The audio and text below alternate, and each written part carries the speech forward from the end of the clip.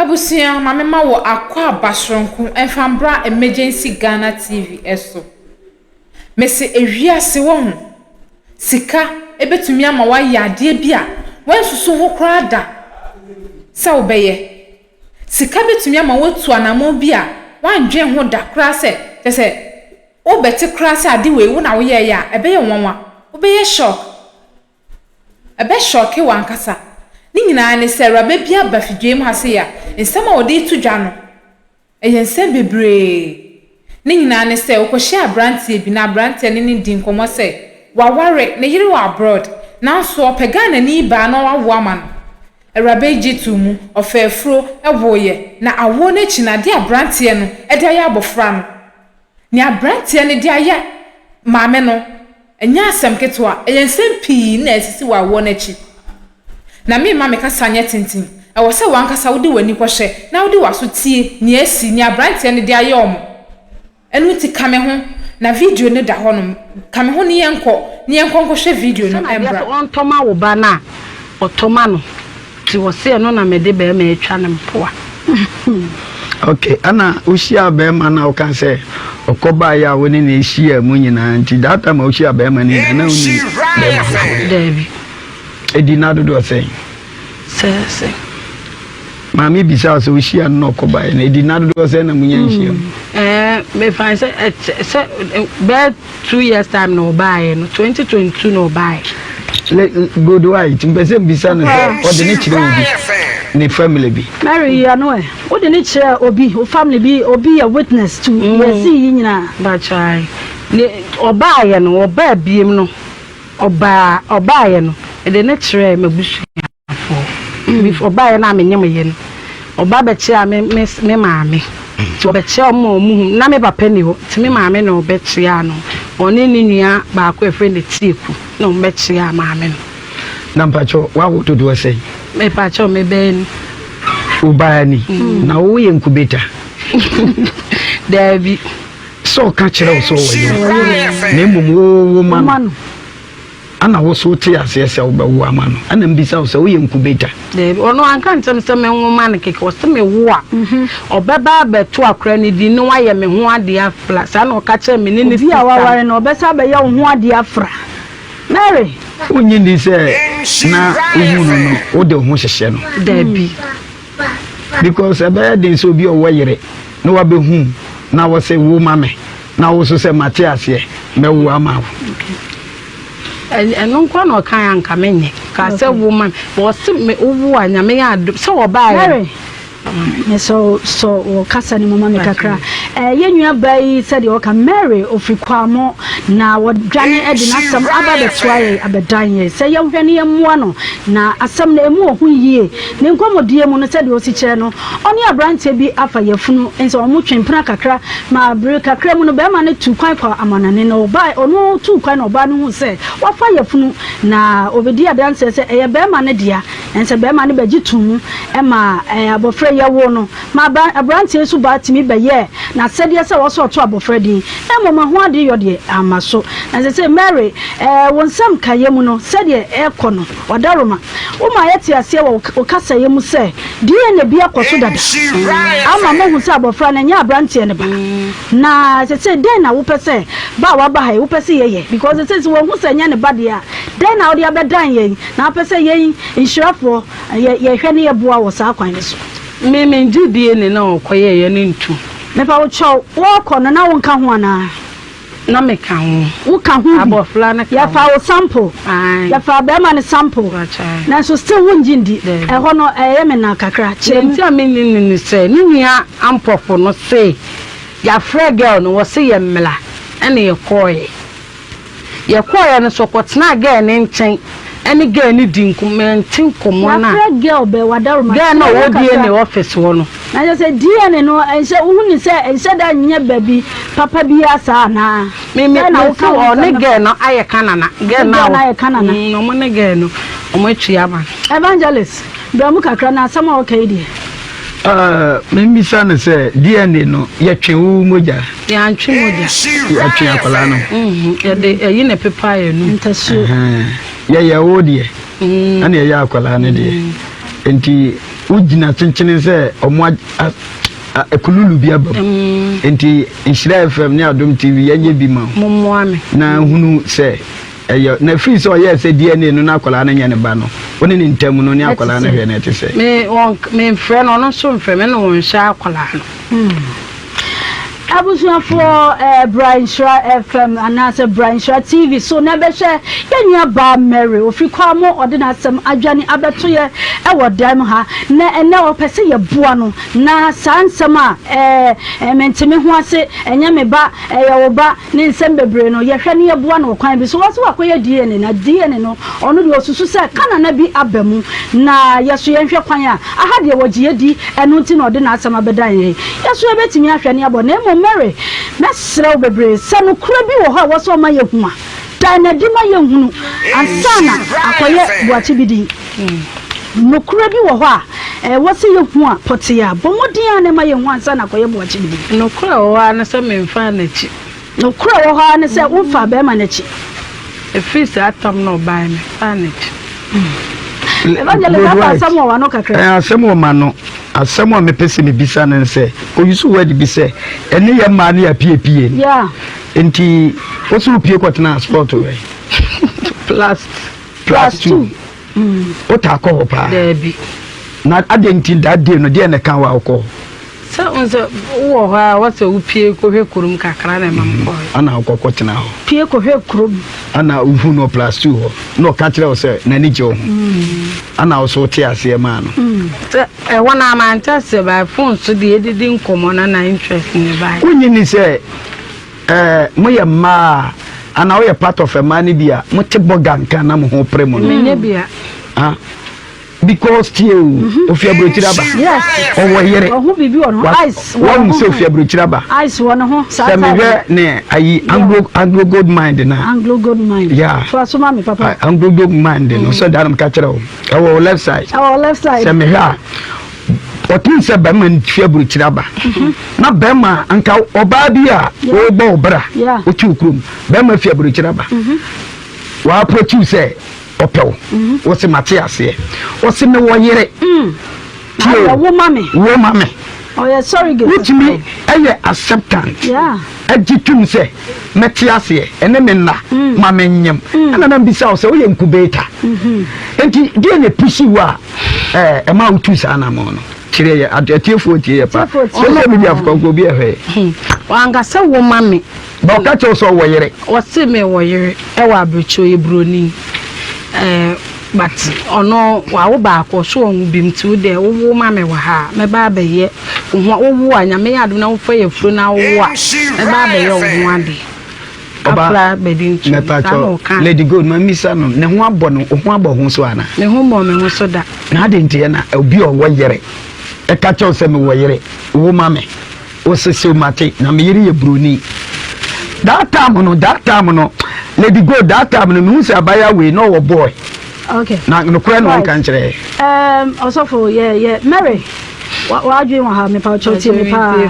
said the what bi di wa sama dwane abeto aye de yesoso ye wa ha se ye beboa kwan bia so ye pusu ahoma na sanka ye benya ukunu no na ye ne na kasa nanso ye nya no sanse wa mo no ne ya na network ni mu aye bibi kakra na mom ye gusu a ye hwe se ye nsabeka no na mom se kwan bia wo se ye fa so a ye boa wo no na ye hwe se ye betimi aye DNA foforo no ye de ni blueprint for aye adwuma che papa ne ye gi omudi se omo bibi bia so wa ma no ne kura de enye den kura sanse ehwa na ye bekwa koye no enu ti Mary kawakuma to yem na ye so kwan bi e bepa so ye se abofrey enu onyamfo be ma obi a mehwa brantie fefefe bra Facebook na behwe Mary dan oba no na wonhwe tikwa animu bibia de da na kwan mu wa shoto so kama abrantie na tetei ye nhwe se ne dachi be ye basa kwan bia so ubehu papa wate right okay ya gusua di atwetwe enkomo ya gusu twetwe enkomo enti no Mary also last idea obi ma Mary se me nyanka bibi nkyere no because me say me am besan kasa na mu dia me ka kye no say good white aba mami we nin se ma wo kan nyina menye ntum otwantro nsema wakanyina Mary nsema wakanyina no wonhyɛ engine tum papa esanse wo hu ne sɛ atro bia ɛdɛ so sua chematology obi a wɔsua chematology bia no yɛ wade bi mo frɛ na dwen okay chematology frɛ no GPS sɛ obi die no ɛteyira ɔno no adwene na nya adwuma obi atumi nsu sa pepepe enti obi a ne GPS asɛ na na ate ayira no yɛtumi di sika daadaa no sa bro obi a ne GPS yɛ adwuma no ɔwɔ vision gawe ne GPS ayira ate asa ayira right enti only GPS enti utumi de sika ewia no utumi de no sa no hwe na cha kwan ho obi a ne GPS ayera sa de wa cha kwan kra wakanipa ho but you see a chematology asa ni pari je woni mo hu no ampa metumi ketology obi a ko school o ko ka university a ye wo ai subject bebre no see chematology ai subject ni pa o ya de bi utumi hu ni pa ban a wo ye ani ti na me ka to se ne GPS ayera odo no sa no utumi de o personality kura daada no right nanka o GPS nyera ya nti so for ye nkɔ na asɛm no nyo asɛm no ka me sɛ bɛma se wo ma me bɛma se wo me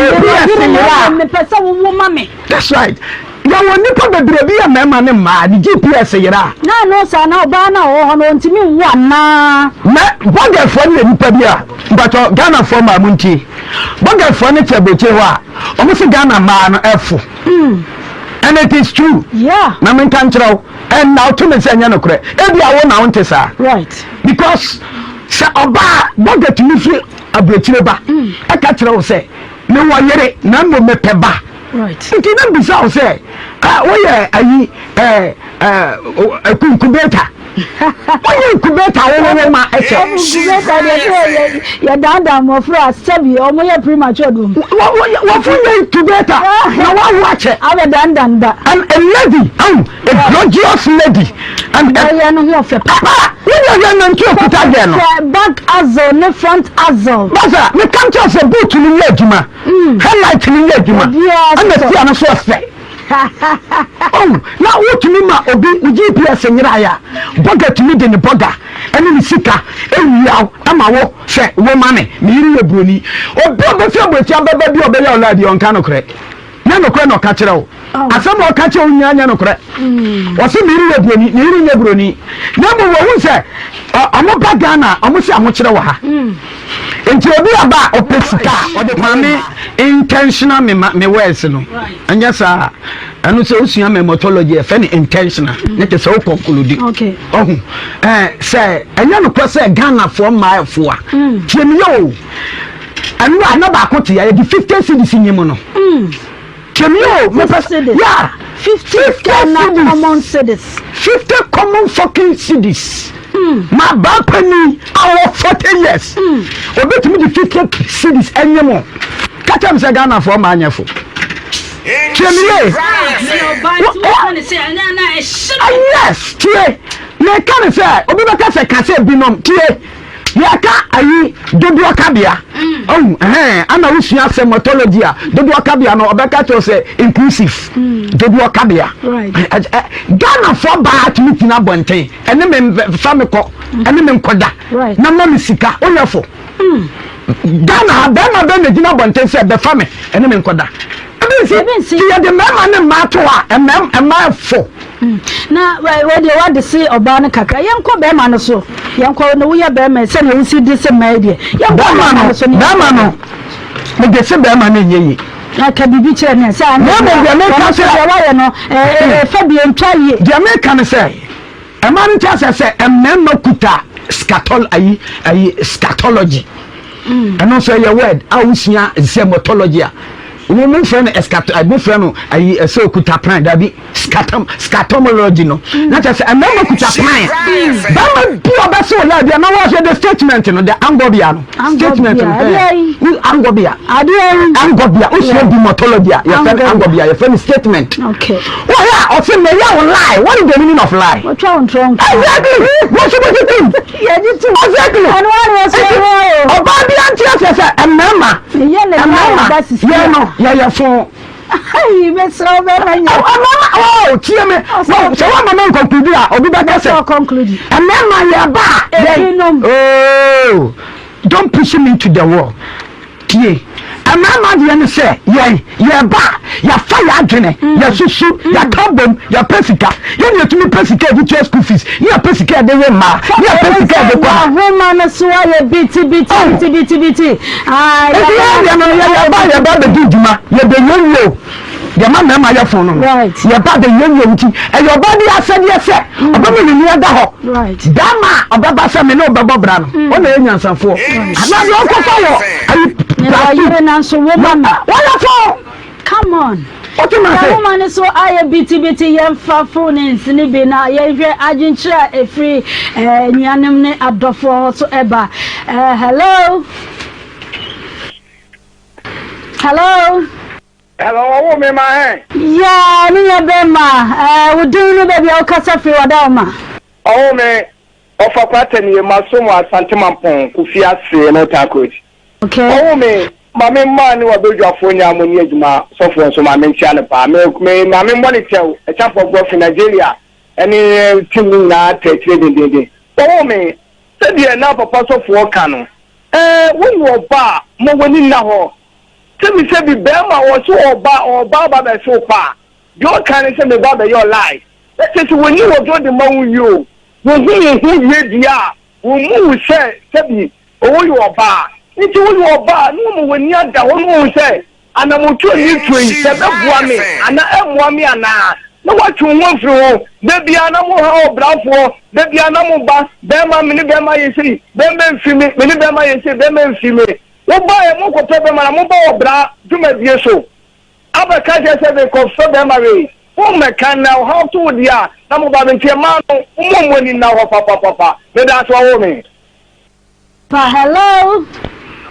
Oh, good afternoon. Good afternoon. Me pa cho udini baby o kasafi. Oh. Hello, me pa cho udini baby o kasafi. Wacho masomo obwasi efemiterial. Eya manen koma ye. Let go back the mission no sopo. Also for pacho mo so from pejane sanu jiri tu. Yes, it is an Jew, sir. Mo. Yo, Benny Manen koma ye. Pacho, a man be a woman, a young man, ya form too much. Nanti will be who knows what a woman, and your and your woman. Yeah, Jenisa, you so Nipano, one more catches over here. No Panacatos or Yereno, besides that, Uno Yere Jayana, Nipano, one catches in the woman, and pass on now. It's under the band 50 cities to also said the answer no more. Omo ya mo for ya form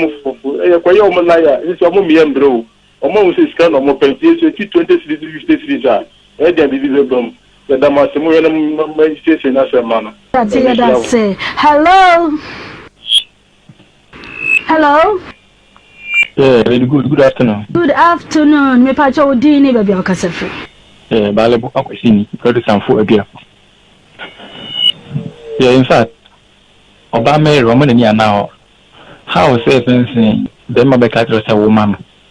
na won so akọ woman dem ma no nowadays na ma famo adwen yo nti next time omo ni na ono nya me nya dance Papa hello Hello Mame yes me Abdul Gamani go be che money so afo maximum Okay me pa cho wajin chere ne say Yo mame SOMPATV ye bese yinya mame se ye bese se omofa emema na enka twino mu so na omofa be ma ba ko se be na semba e ba ha ye be hu se be tia ka sem dia bom ka wu se wo fo ma extra ndi ko wo tna ka che wu ya se ani me fo ma extra minister na bia shanka na mame e ba sa na ntwe mame man so mani so no dum ready Papa, where your WhatsApp line? I watch your phone. I'm person of Freya. WhatsApp line here 0549 801751. Omodiana Frey. Yencha Esu. Hello. Good afternoon. Udini baby, I will kasafi wadama. Me pacho udini bi mani baby, I will kasafi wadama. and the lines in the more busy. Hello.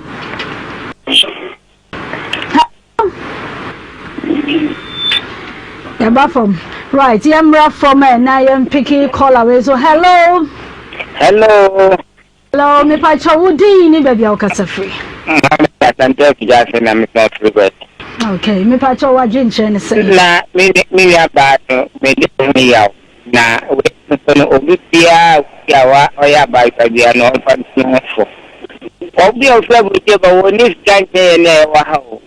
O sha be pe na un so fa bu je pa pa ne tin reset. So sha me de mi so se. O ye fika do ko dia kire na be wi ne se. Ya men kamo. Sisi kano kodi e champa yenyu abano wa mama less. Right, hello. Pacho odi ni baby ukasa free. So Mike ni na grand. Me pacho ono something. Na me kan say. Dem ya ba ni the fourth mama. Man nkujine bebi wuro mu hu. Se mema ni omumra medew. Omone na omo wo ho ena omo be ma okoko sine be nti wo kwa sine pa so wunu so wo abutiri wo ware bu ni be ma ba e wo abutiri a wo peba e wo Ghana nti wo ba ye no ko ena ono so aba ho ena wo hun no wa sine be nti se ba hu na wu se bibi wu nti ase afamera kwa so na mu nyina makoma ntom yem na mu nya die so wu se wu nyine ni ya na se ekulu lu bi sa na ntiasi nim timi de ba wa ba ho no yem wa na ba ya be fa so a die ni no mbe ye ne be ya su bi se ne be yo afra ndi hu no papa ene ma ba mo me nhwe ye hu yi o mo ma ye ma ye ni na ho ye mie ya adwin mu ye ma ye ni na ho na se ya ma ye ni na ho ma ye me ma no mbe ye se ya ye betu na mo bi a ebedu baabi no ye be ka se intisa ade we me na me ye ye be nu ye hu sankara bay adwin kwa akira enkasa agina ye we nkonsi ko ma ne ho kwan enyinsen se be ma no nye yon o take sa decision no so obi kunu na waba oro ba ye nso ka kire so wo yere na waba se woman no na wo hwi a obeware wo eni ade na yere na anwo ama okay opega na ni ba no wawo ama ade na wandi ka anya wo ho ade ansa na waide wawo ama na ka kire se woman no na wo hwi a waye wo ho ade senkara be ma na adwin mu da ho a na odwin sa asem we hu a ko be hu se be ma no opani bibi na aye wo mame wo wi a meware wo mi aka meka cho se ene ebra adan na onwu ye me ho ade na ne amanse nyina ndi adanse se me kunu ni wo na afa me wo a na ne obi enim se meti aware ase me ni me kuneti ntima wo de a ekire din asem bia misame na wuji tum sa obewo aman owi a waware wo asebo de je rabane jitum na se me honi se nke ntweye me honi se wa anwe ho anko akire ene ma aban chese jese ya antisika the fact so ya Borga nti ojitum abra wa anwe ho ya man sika ni ya take decision bia dachi bi no bo se na haye na kutia ye na afa ya da to ye ni adwendwen ni kasa na gisi ye nhie obi ye bebo ye story nyina akere no ye ni bresika to the extent say youth ni bi kura na mabonte o mo nhia panto na mo to yi eno ase Borga sika sa sikani bre no monyen hwe ntunya ka story bia kire na o nu agya atum nu agya ne ho nu agya ne ho ama na ne fane ye ne awope wele family ye ne awope o nene tese ono ama wo chance ne se fa no fa ne nya wo pe bia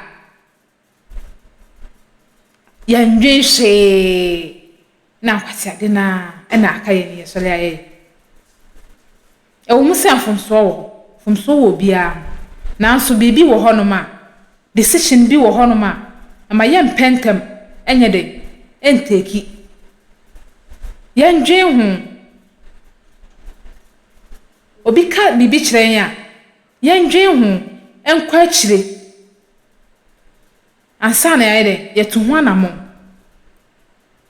ye ne sa migidi sɛ ɛbɛboa ye ama ye nkɔnso hwem me de ha ɛyɛ asɛm pii me questions a mebisa wo no ene wa na obeka se wo de ye ntwa so me na mebeka ye me san boa ye ntwa so na obi antena ne baabi she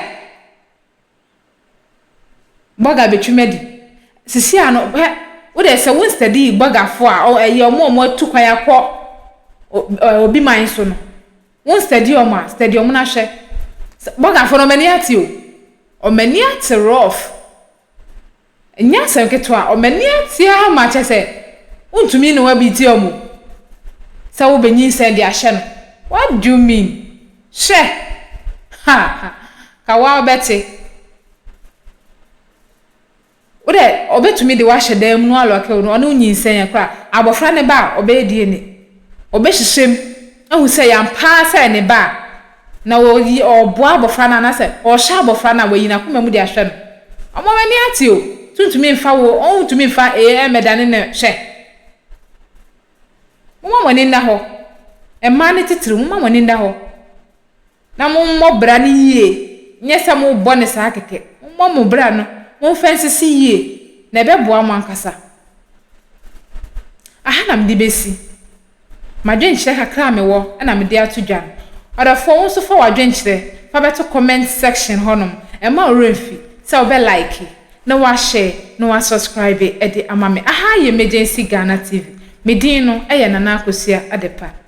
so want me nka bi ma da se nenso ye be sanso e share ever try to buy something online only to get scammed, or have the seller waste your time, or maybe you're a seller who spends hours preparing an order only for the buyer to cancel last minute? We get it. That's why we created Coplan, a simple, secured marketplace designed to protect both buyers and sellers. Coplan is here to end their frustrations with a reliable solution. Our team noticed that a lot of people are either being scammed or losing valuable time and resources due to unregulated marketplace practices. So we built Coplan to tackle this problem. So Coplan uses a secure payment method known as escrow, which keeps payment safe until both the buyers and the sellers are satisfied with the transaction. Here is how it works. When a buyer orders an item, the payment is held securely, meaning the seller doesn't get paid until the item is successfully delivered. The seller is notified and can accept or decline the order. If accepted, they reach out to arrange the delivery. Once the item is delivered, the seller marks it as delivered. So from there, the buyer has 48 hours to confirm they are happy with the product or to request a revision